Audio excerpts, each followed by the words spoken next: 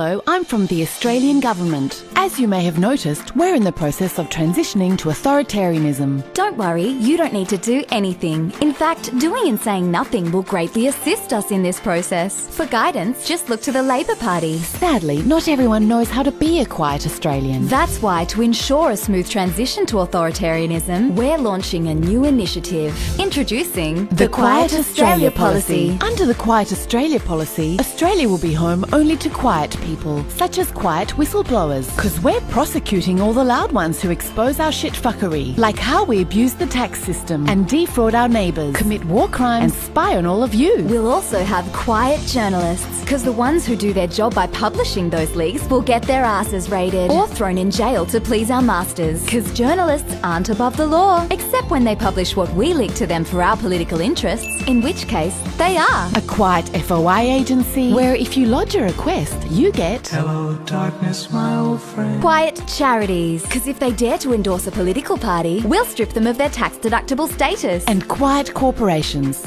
Just kidding. They can spend millions to buy politicians and we'll let them claim it as a tax deduction. Because we believe in the free market. Unless you use that freedom to boycott companies with ties to coal mines and climate-denying lobby groups, in which case we'll make boycotts illegal. How good are quiet shoppers and quiet shareholders? We also love quiet protesters, because nothing says free speech like some pepper spray in the fucking face. Quiet school kids! Because the little shits should be seen and not heard. And now that everything's on fire thanks to our total paralysis on the climate crisis, we especially like quiet scientists, quiet conservationists, and quiet fire chiefs, because fuck experts. But hey, if you're a QAnon conspiracy nutjob, our PM will not only listen to your bullshit, he'll also put it in his speeches. Cool and normal. The quietest Australians are of course those we drove to suicide with our illegal debt recovery schemes. The First Nations people murdered in our custody. The elderly who die from negligence in our underfunded aged care homes. And all the species about to go extinct under our watch. When you put all that together, you start to see the neoliberal shit show on a quietly dead-ass planet we're preparing for you and your kids. Which is why, above all, the Quiet Australia policy relies on a quiet you. Because the idea of loud fire chiefs, conservationists, scientists, school kids, protesters, charities, unions, broadcasters, whistleblowers, journalists, women, First Nations people, and you, all joining forces to say fuck authoritarianism scares the shit out of us. And here at the Australian Government, the last thing we want is a Prime Minister who loses his shit.